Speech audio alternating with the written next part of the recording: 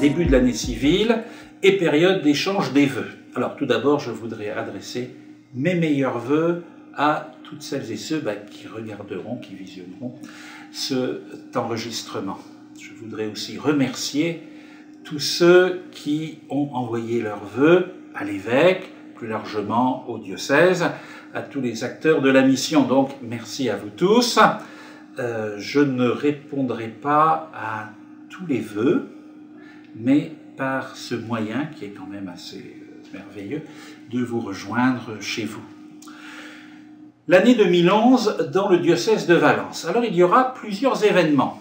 Un événement qui est d'actualité, qui a commencé en 2010, qui va se poursuivre en 2011, les visites pastorales de ce style particulier, puisque je ne rencontre que conseil pastoral, équipe d'animation paroissiale et les relais, mais en les rencontrant, je rencontre quand même le dynamisme de nos 22 paroisses. Et il y a du dynamisme.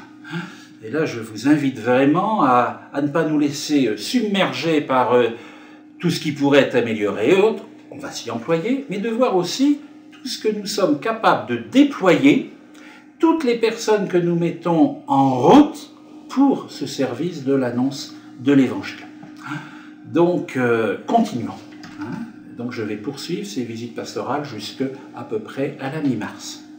Et tout de suite après, nous serons dans la période du carême et nous aurons un événement qui va être les 50 ans du Comité catholique contre la faim et pour le développement, donc le CCFD Terre d'Avenir, avec une animation qui sera proposée sur nos 3 départements de Drôme, Isère et Ardèche, avec un bus qui va circuler, et puis un temps de rassemblement à Bourg-de-Péage. Donc ne manquons pas ce rendez-vous des 50 ans du CCFD. CCFD, nous aurons, je l'espère, si Dieu veut, 2 ordinations de prêtres fin juin. Donc rendons grâce à Dieu pour ce don de prêtres, et puis en même temps, continuons de soutenir les séminaristes du diocèse. Alors c'est vrai que des ordinations, comme on dit, ça vide les séminaires, mais enfin il en restera quand même 8 en préparation vers le ministère presbytéral. Le mois d'août, événement pour les 18-30 ans, mais ça concerne l'ensemble des Dromoises et des Dromois, c'est la JMJ, Journée mondiale de la jeunesse, donc le pape nous a invités à le rejoindre à Madrid. Mais avant Madrid, notre diocèse sera accueilli dans le diocèse de Valencia. Alors, les jeunes qui souhaitent aller en Espagne comptent aussi un peu sur vous pour alléger le poids financier, on va dire pour actuellement... On demandera à chaque jeune 450 € qui couvriront les 15 jours des Journées mondiales de la jeunesse à Valencia et à Madrid.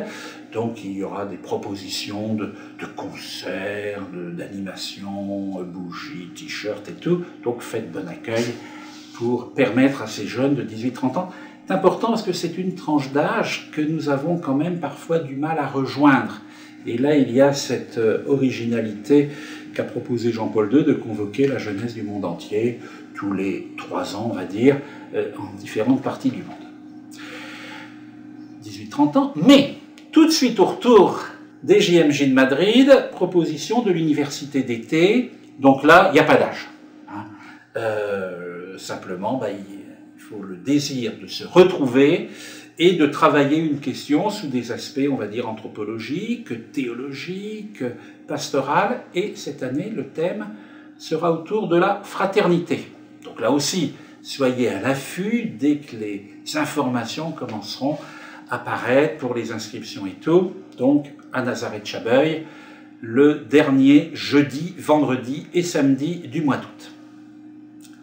Voilà, déjà pour l'année, pour des vœux de l'année, c'est déjà copieux.